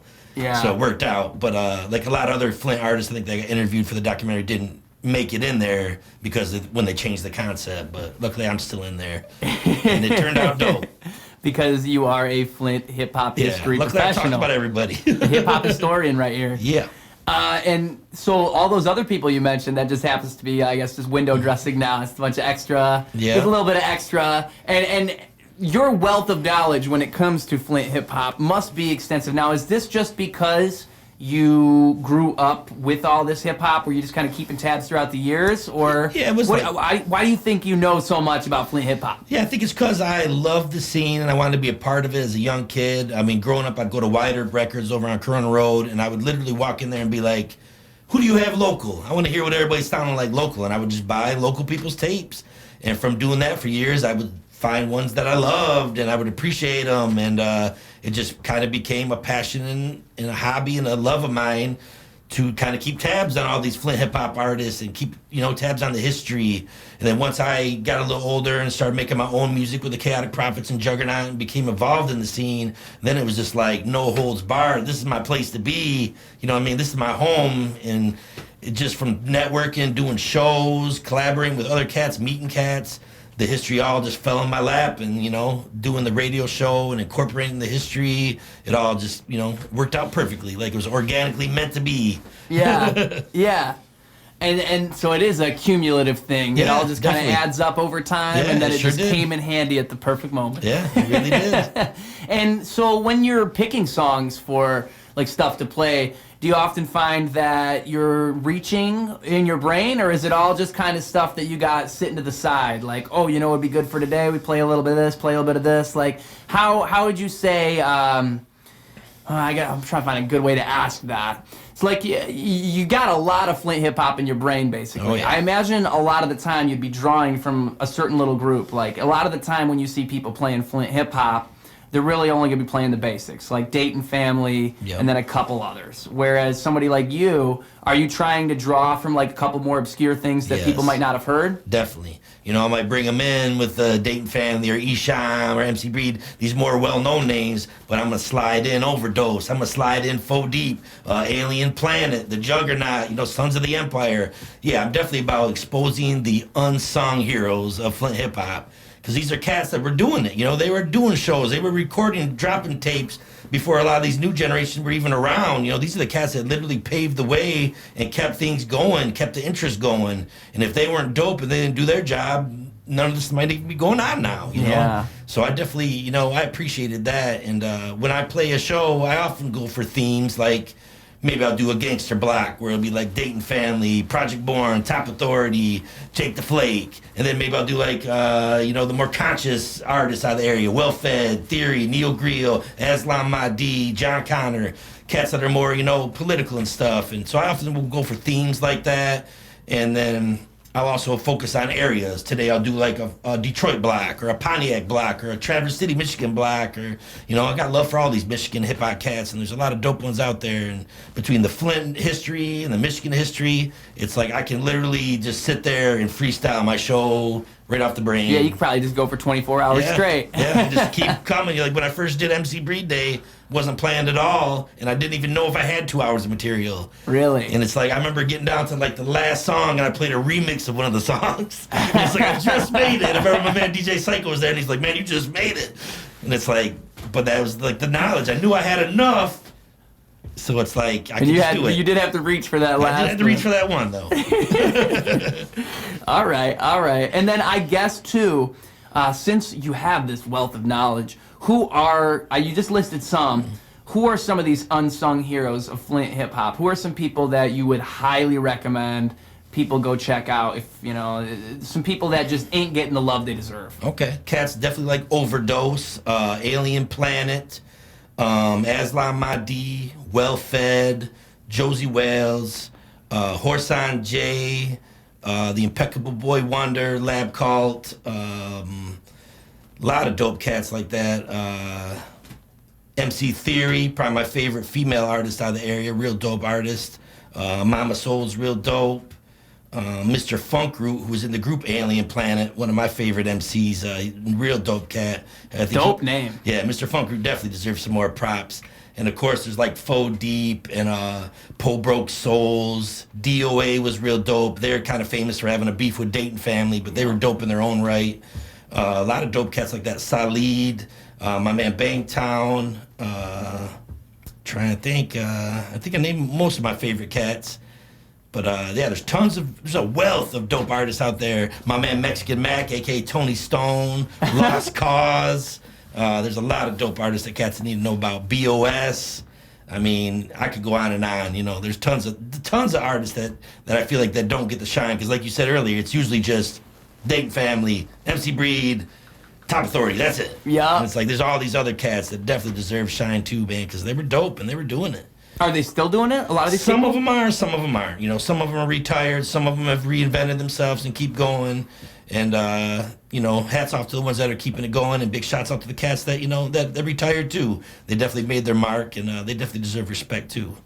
How would you describe the sound of Flint hip hop? Because there's definitely a certain sound to it, and as someone who has listened to a wealth of it, would you say that there's a lot of similarities between the different artists you see coming out of Flint? Is there a certain kind of vibe that you'll catch on to, or is it pretty different? Definitely growing up. I feel like now cats are kind of all over the place, but definitely growing up, the sound was pretty similar, where I felt like in Michigan, we had a perfect situation where we had this grab bag of everything, where we were influenced by the East Coast and the West Coast, where we were taking these kind of funk sounds from George Clinton, like the West Coast was doing, and we'd use those, but we'd have like these hard-ass boom-bap drums from the East Coast. So it's like I feel like in the Midwest and Michigan, we kind of had soaked it all in and made that our sound. And I feel like that early Flint sound was very funk-inspired, very soul-inspired, and always had real hard-hitting drums and a lot of energy. And I really like that. You listen to the MC Breed, No Future in Your Front, or Dayton Family's Flint Town. It's like a lot of energy in those songs, and it's like real hype, man. And they weren't scared to have DJs scratching on it, and it's like I think that early Flint sound was really just like more hard and aggressive than most places, but still had like sample culture and the soul. And you know, we're right by Motown, right by Detroit, so that was an influence too of having kind of a soulful sound in our music too.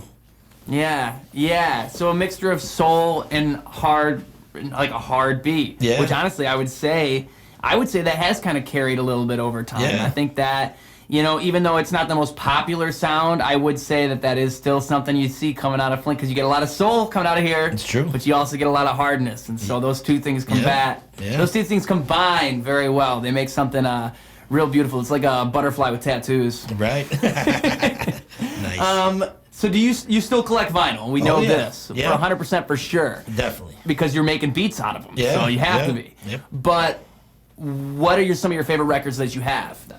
Some of my favorite records, definitely one of my favorites is Henry Mancini's Police Cop Show Themes. Real dope record I got. That's a very random answer. Yeah, it's just a great record, man. Great samples in there? Good samples, and it's fun to listen to anyway. I had the cassette tape when I was a kid, so when I finally got the record, it was a big deal.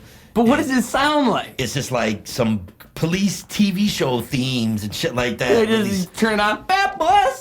Gonna do. Kind of, but like even older. I'm talking about like 50s and 60s themes and shit. So it's some pretty cool stuff. Pretty funky. And then like, you know, of course I love my classic records like my Tribe Called Quest records. Their first album is really important to me. Beastie Boys, License to Ill, Paul's Boutique, I like a lot. I got L Cool J's, Walk with the Panther, I'm Bad. Run DMC's, Tougher Than Leather. A lot of those old records I got are just really, you know, in my heart. You know, that's the stuff I grew up loving that inspired me big time. Are they the same copies that you had back then? You hang on to them? Yes, yep. Most are the original copies, except some have gotten beaten up over the years. Ooh. So I have bought newer, remastered, whatever, reissues or whatever. Yeah. But I still have my OG beat up versions too. You just put them on, you get a couple scratches in there. Who cares? One of the first records I bought, though, was Old Dirty Bastard's debut album, Return to the 36 Chambers. Was that the very first? That was definitely one of the first. I remember buying it in Wyatt Earp's when I first got a turntable and shit. And so I think that was around like 95 when I really started getting into collecting more vinyl. And you go home and you put it on the vinyl, and you remember that? You remember going home, laying it down and listening to that first, you know, those first couple vinyl? And I imagine that must have been a gratifying experience, because back then we didn't have CD players, right? It was pre-Walkman era. Yeah. So we got vinyl, and that's what we got. Yeah, and vinyl is far superior to cassette tapes, because you could like go right to a song, and you know what I mean? It's like you didn't have to rewind or sound quality. Break-in. Sound quality was better. Yeah, tapes always have that little hiss or whatever. The vinyl just sounds lovely. Even that little crisp little... Even today, vinyl sounds beautiful. I think so, too. Superior. There's a certain plugin I use that emulates vinyl, and it does it beautifully. Oh, nice. I can't resist. I use it on almost everything, just because that vinyl sound is something... It is, man. You can't touch it. You can't even... Yeah. And even that, it's just emulating. It's not the real thing. Right. I desperately want to own a vinyl. So I should ask you then... Yep. Is there does it really matter if you have like a low quality turntable, or is there a certain level of quality I should be looking for when buying something like that?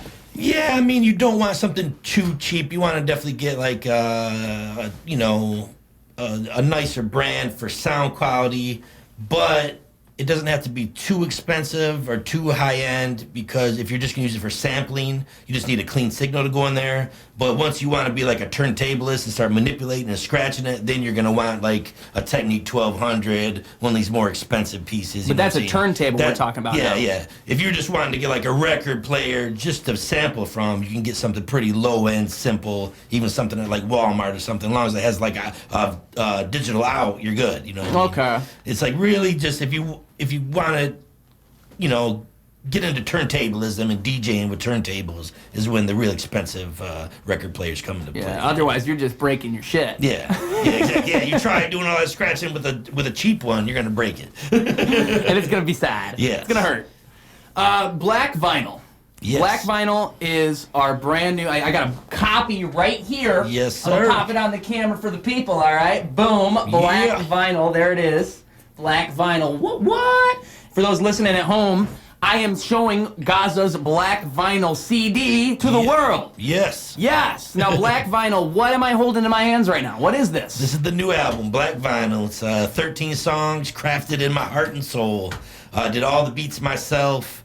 This is one of my most personal records. I really talk about my life, kind of get into my struggles, my opinion about everything in life.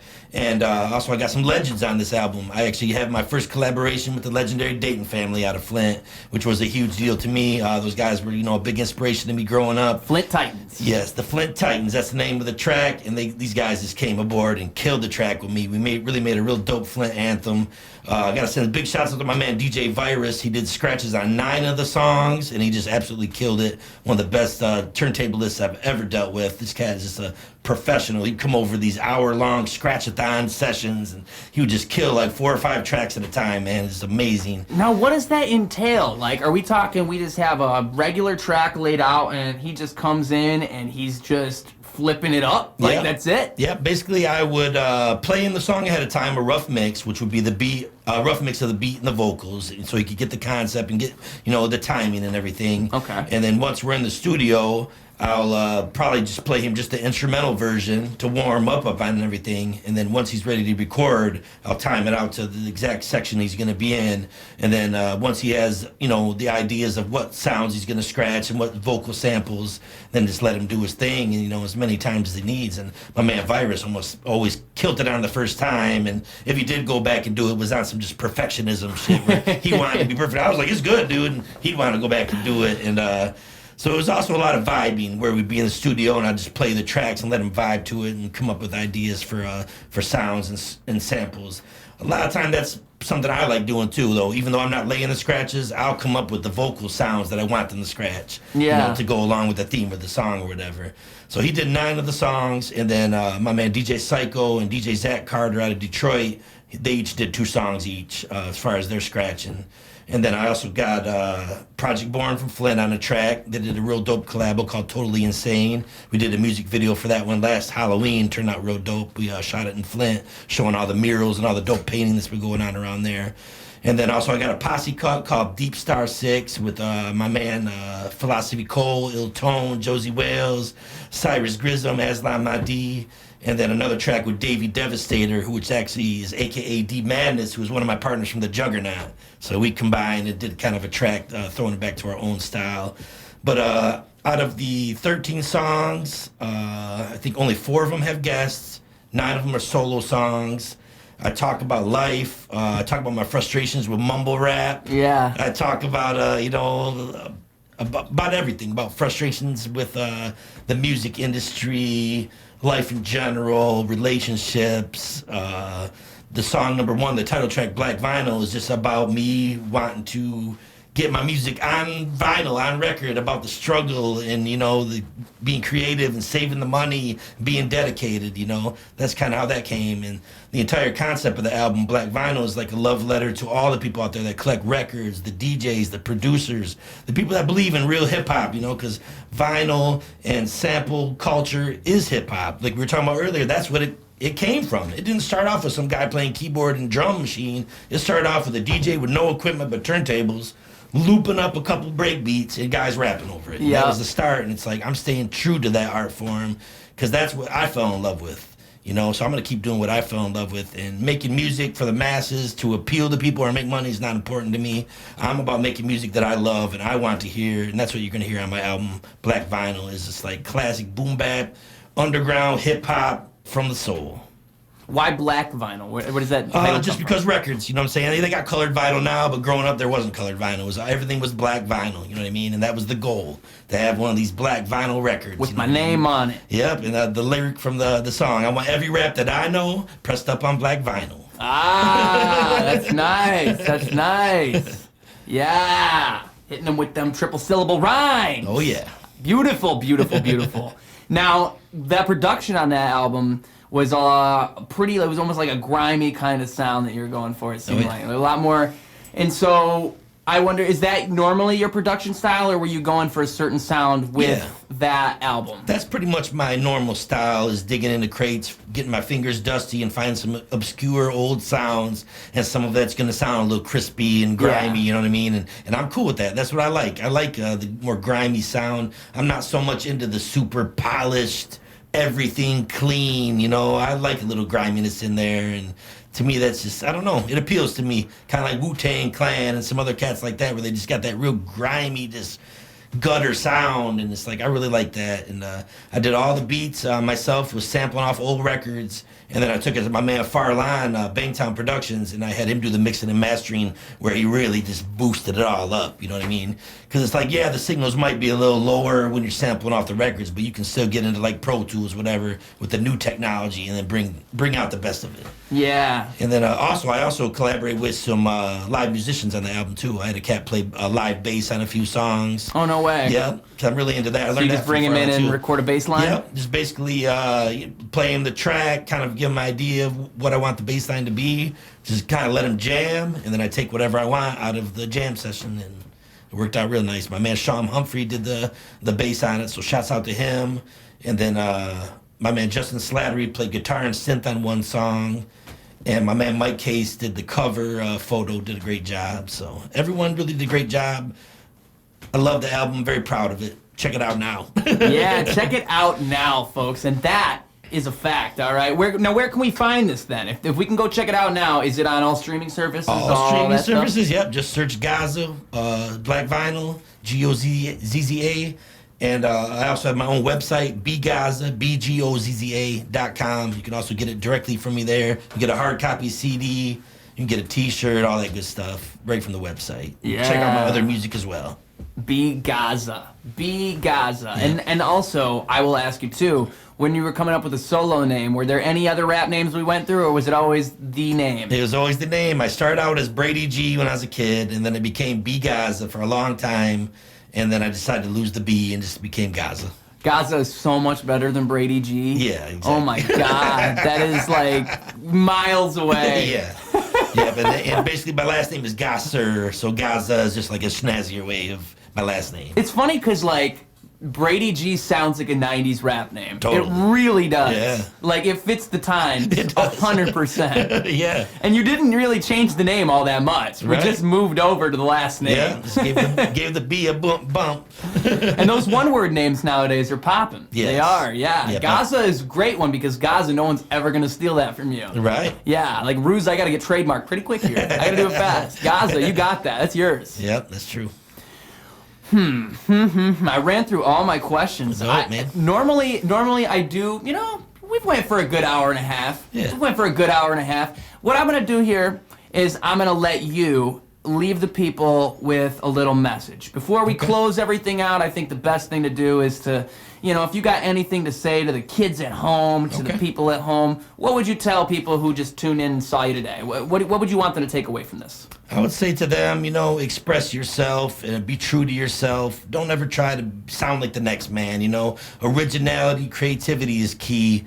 It's like, even if people don't get your ideas or look at you funny at first, just stay on your path and, stay yourself, stay original, because in the long run, you'll make a mark that way, I feel like. You'll have more longevity. It's like, don't be scared to get out of your house and go meet people and network. It's like so many people nowadays, I think, have this impression that they can just make a song and Dr. Dre is going to call them and sign them or something. And it's like, it's not that way. You still need to get out there.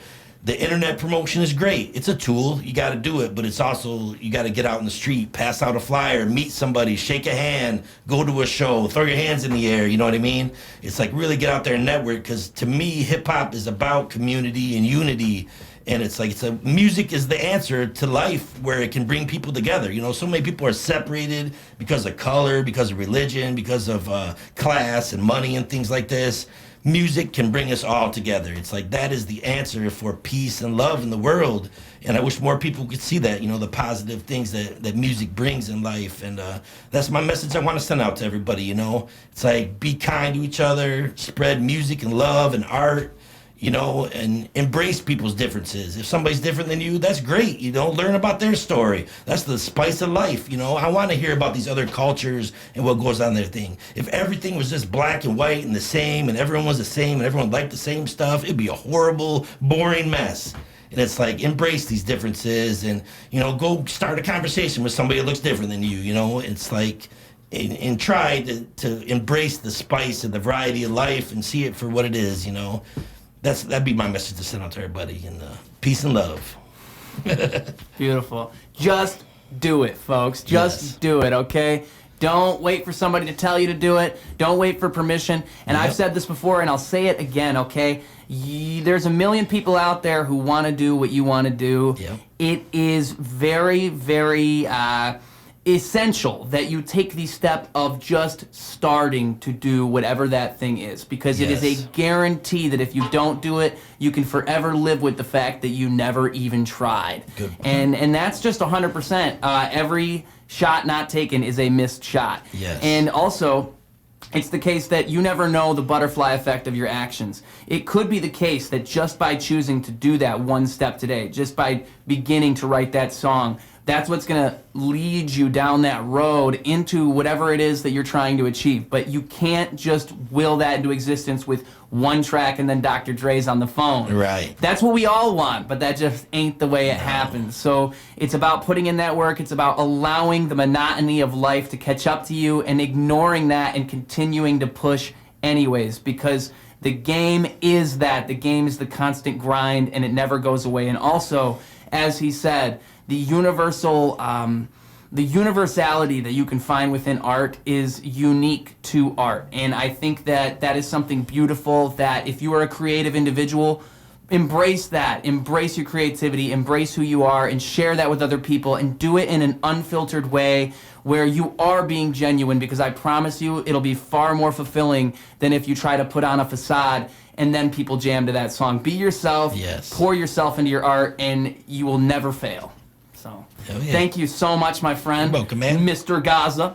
It was a pleasure having you. We will definitely be working on something here in the future, because I tell you, we are two cold-ass MCs. Yes, this world needs to hear us on wax together. Definitely. Let's do that. And I'll have you back on the podcast sometime. Cool, man. Appreciate it. Appreciate you.